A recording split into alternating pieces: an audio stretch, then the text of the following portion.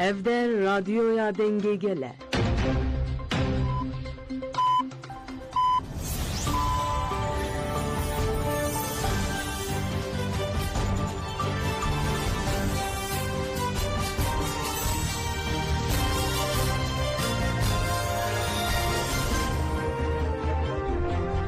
کاتتان باش بیسەرانی هێژە لا ناوەندی هەواڵەکانی رادیۆ دەنگی گەل بە یارمەتیاوکارانم گەشتی هەواڵەکانی ئەم کاتژمێرەتان پێشکەش دەکەین ئەمڕۆ چوارشەمبە 19 شوباتی 2025.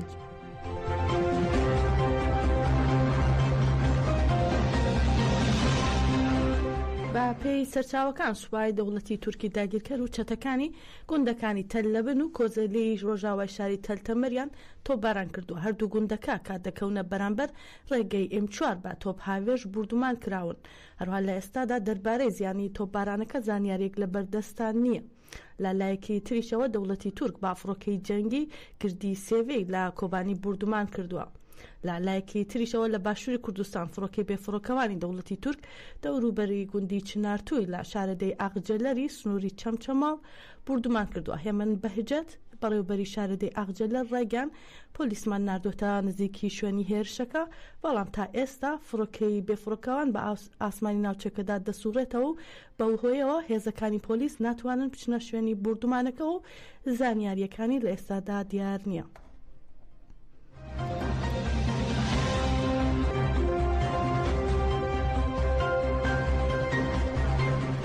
کۆبوونەوەی شاندی ئیمراڵی دەم پارتی و مەسرور بارزانی سەرۆکی حکوومەتی کاربەڕێکەری هەرێم لە هەولێر دوور لە چاوی کامێراکان دەستی پێکردووە.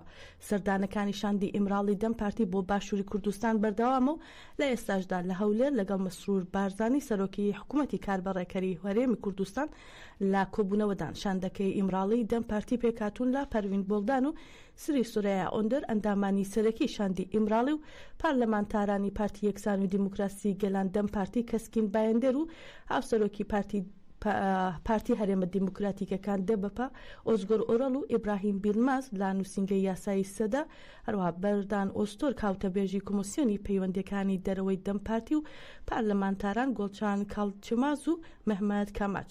دوای ئەوەی کاشاندی ئیمراڵی دەم پارتی دووجار سەردانی ئیمراڵیان کرد و دیداریان لەگەڵ ڕێبەری گەلی کورد عەبدوڵڵا ئۆجەلان ئەنجامدا. لەسەر ڕاستپاردەی ڕێبەر ئۆجەلان زنجیرە کۆبوونەوەیەک لەگەڵ بەشێک لە لایەنە سیاسیەکانی تورکیا و زیندانیانی سیاسی ئەنجامدرا.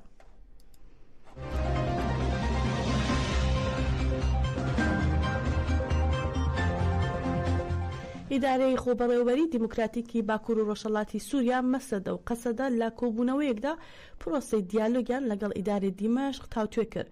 با گوێرەی ناوەندی ڕاگەاندنی هێزەکانی سووریای دیموکراتیک قەسەدە لە نێوان ئەنجومەنی سووریای دیموکراتیک مەسەدە و خۆبەڕێوەبەری دیموکراتیکی هەرێم و باکووری ڕۆژهەڵاتی سووریا و هێزەکانی سووریای دیموکراتیک کۆبوونەوەیەک ئەنجامدرا و بارودۆخی ئێستای وڵات و هەروەها بەڕێوەچوونی دیالۆگ لەگەڵ ئیدارەی دیمەشق تاوتوێکرا. بەشداربووان دەستپێکردنی کۆبوونەوە ناوخۆیەکانیان کە لە سەرجەم شارەکانی هەرێم بەڕێوە دەچێت با گرنگیان وەسف کرد و هەروەها هەر سێ لایەنی پەیوەندیدار گرنگیان بە سەرکەوتنی دیالۆگ لەگەڵ ئیدارەی دیمەشقدا کە بەو شێوەیە چارەسەری گونجاو بۆ کێشە و گرفتەکان لە کۆبوونەوەکاندا بۆ گەیشتن بە ڕێککەوتن لەگەڵ دەسەڵاتدارانی دیمەشق دەستنیشان دەکرێت. هەروەها لە کۆتایی کۆبوونەوەکەدا ئاماژیان بەوەش کرد کە دەبێت ئاگربەس ڕابگەیەندرێت چونکە هەنگاوێت دەبێت لا مسوگرکردنی پەرەپێدان و سەرکەوتنی دیالۆگ بۆیە دەسەڵاتدارانی دیمەشق لە سەرکەوتنی ئەم دیالۆگە و بەدیهێنانی ئامانجەکانی بەرپرسیارن.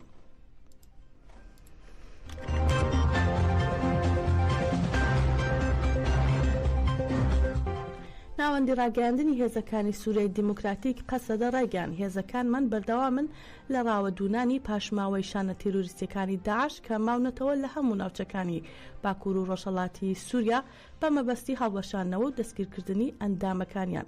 قەسەداوەشی ڕاگەیاند سەر لە بەیانی ئەمڕۆ ببورن دوێنێ دووچەتە لاشانەیەکی ڕێکراوی تێرۆریستی داعش لە کاتی هەوڵدان بۆ ئەنجامدانی هێرشی تێرۆریستی بۆ سەر یەکێک لە خاڵەکانی هێزەکانی قەسەدە لە باشووری شاری حەسەکە کوژران. قەسەدە ڕاشی گەیاندووە ئەو دووچەتەیە هەوڵیاندا دزە بکەنە ناو خاڵی سەربازی هێزەکانەوە و بەڵام چەکدارەکان چاودێری جوڵە گوماناویەکانیان کرد و بۆیە ئەو دوو تێرۆریستە دەست پێشخەریان کرد و تەقیان لا هێزەکانی قەسەدە کرد و چەکدارانی قەسەدەش وەڵامیان دایەوە و ئەوەش بووە هۆی کوشتنی ئەو دوو چەکدارە.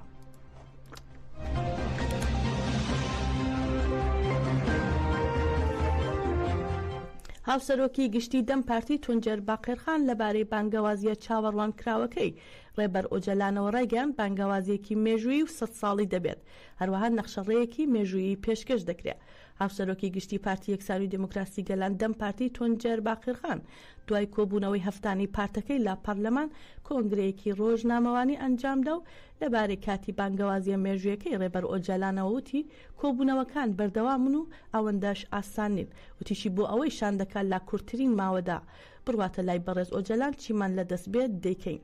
هەروەها پێویست بە پرسیاری داخۆ بانگەوازیەکە لە مانگی شوباتدا دەکرێت یاننا باقرخان وتی بە ئەگەرێکی زۆرەوە بەڕێز ئۆجەلان دوای ڕاگەیاندنی کۆتایی هاتنی کۆبوونەوەکان ئامادەکاریەکانی خۆی دەکات و بانگەوازیەکە دەدات، شاندەکەش دەیەوێت بۆ چوونی کۆبوونەوەکان ڕابگەێنێت. هەروە پێویست بەو بانگەشانەی کە دەڵێن بۆ چەکدانان بێت باقرخان وتی پێشتریش وتومان بانگەوازیەکی 100 ساڵی دەکرێت و بە گوێرەی ئێمە دوور لە هەڕەشەی ئاسایش توندوتیژی و تێرۆر نەخشە ڕێگەیەکی ژیانێکی یەکسان بۆ خەڵکی ئەم وڵاتە ئامادە دەکرێت. چەکلایەنێکی زۆر بچووکی ئەمەیە و ئەنجامی بنەڕەتی ئەم کارە دموکراتیزەکردنی تورکیایە.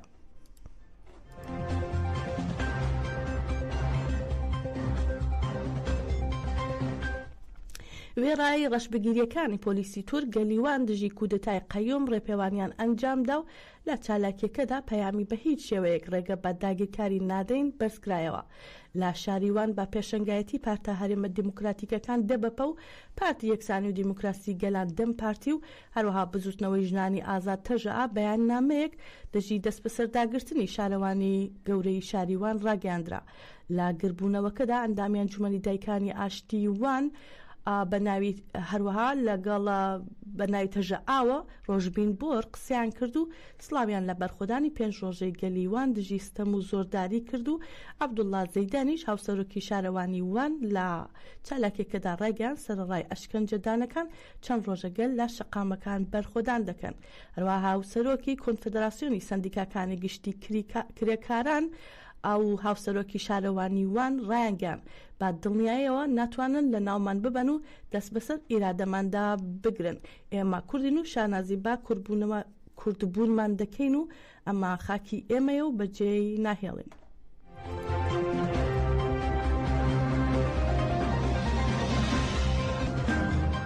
هەر لە شاریوان لە چالاکی دژی کودەتای قەیومدا پۆلیسی تورک لاوان نزیکەی 400 کەسیان دەست بەسەر کرد کە 55یان منداڵە و ئەشکەنجەش دراون. لە ڕەشبگیری پۆلیسی تورک لاوان 400 کەس دەست بەسەر کران بە پێی زانیاریەکانی ڕێکخراوی پاراستنی مافەکانی منداڵ و ڕێکخراوە یاسایەکان.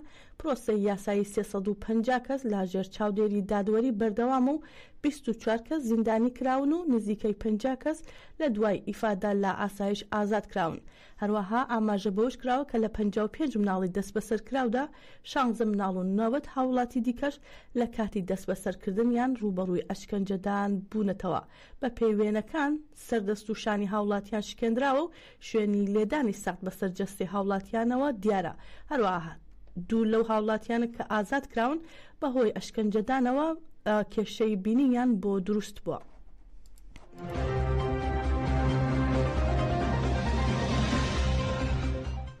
ئۆپراسیۆنی قڕکردنی سیاسی دژی کۆنگرەی دیموکراتیکی گەلان هەدەکە و دەستگیرکردنی محەممەد تورکمان سەرۆکی گشتی بیرتەکسن لە زۆربەی شارەکان ئیدانەکرا. لە هاتای پلتفۆرمی ڕەنج و دیموکراسی هاتای لە بەیاننامەیەکی ڕۆژنامەوانیدا هێرش و گوشارەکانی سەرهەدەکەی ئیدانە کرد و جەماوەرێکی زۆر لە بەیاننامە ڕۆژنامەوانیەکەدا بەشدار بوون و ڕایانگەیان پێویستە دەست بەجێ ئەم دەست بەسەرکردن و گوشارە نایاسایانە ڕابگرن و هەروەها پێویستە دەسەڵات دەستبەرداری سیاسەتی قەیوم و دەست بەسەرداگرتنی شارەوانیەکان بێت و دەبێت ڕێز لە ئیرادەی گەل بگیرێت. هەروەها لە مێرسینیش پلتفۆرمی ڕەنج و دیموکراسی مێرسین سەبارەت بە هێرشەکان بەیاننامێکی بڵاو کردەوە و ڕایانگەیان ئاکەپە نەک هەر لە هێرش دەکاتە سەر ئۆپۆزیسیۆن بەڵکو هێرش دەکاتە سەر کرێکار و کرێکاران. جەختیان کردەوە کاتی یەکگرتن و پەرەپێدان بە تێکۆشانە.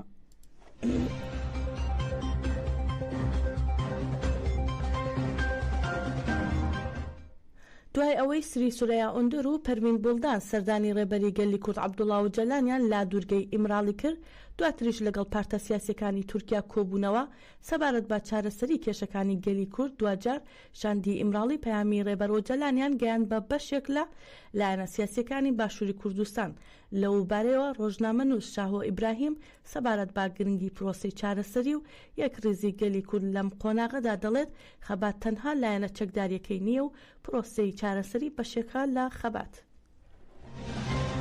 دیارە پرۆسی ئاشتی بەشێکە لە خەبات تەنها پرۆسی چەکداری و لایەنە چەکدارەکەی نییە دانووسان و پرۆسی ئاشتی و ئەوەی کە لەسەر مێزە کرێ لەسەر مێزی گفتوگۆگرێ بەشێکە لە خەبات ئێستاش کە دەستی پێ کردووە و گفتوگۆ هەیە لە نێوان شاندی ئیمراڵی کە دووجا سەردانی عەبدوڵڵا جەلانیان کردووە لە زیندان و هاتنە دەرەوە پرۆسەکە تا ڕادەیەک ڕێڕەی خۆی وەرگرتووە یەکێکە لە قۆناغە گرنگەکانی خەباتی کوردانی باکوور و پێویستەکات تا دوات تڵۆپەی ئەم هەنگاوانە بڕۆن تا چۆڕی دێ ببڕن تا ئەوەی کە ئەگەنە نەتیجەیەک بۆیە پرۆسەکە وەکو پێشتر کە ئەزمون هەیە لە باکوورە لە ناوەڕاستەیان لە قۆناغەکانە نەپەچێنرێت ینی نەبڕێت و تا کۆتایی لەگەڵێ بڕۆن من پێم وایە ئێستا هەلومەرجەکە لە ڕۆژهاتی ناوەڕاست و لە دەوروبەری لە سووریا و لە عێراق و لە تورکیا و تەنانەت لە وڵاتانی دەوروبەری ئەوانی کە کوردی لێیە نەوچوار پارچە و لە جیهانشە ئەبینین کە سیاسەتێکی نوێ هەیە.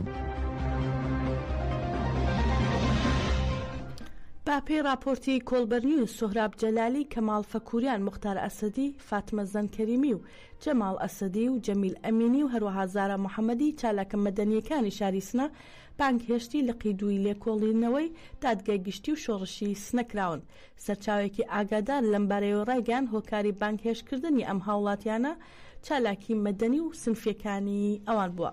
ئەم چالاکانە پێشتریش بانکهێش کراون و دەست بەسەر کراون و سزایان بەسەردا سەپێنراوە. هەروەها لە ماوەی مانگەکانی ڕابردوودا فشار بۆ سەر چالاکە مەدەنیەکان لە شارە جیاوازەکانی ئێران زیادی کردووە.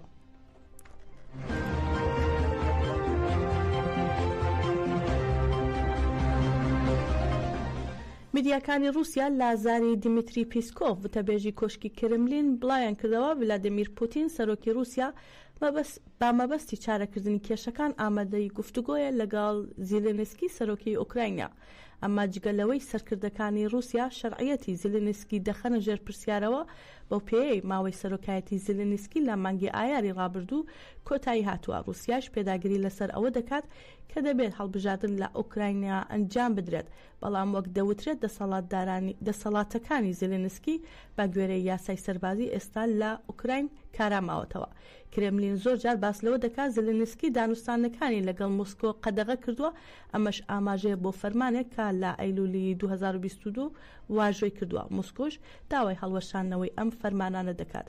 با گوێی میدیاکانی ئوکراینیا و رووسیا زیلێنسکی لەم دوایانە ڕایگەیاندووە کە ئامادەی گفتوگۆیە لەگەڵ ڤلادیمیر پوتین سەرۆکی رووسیا.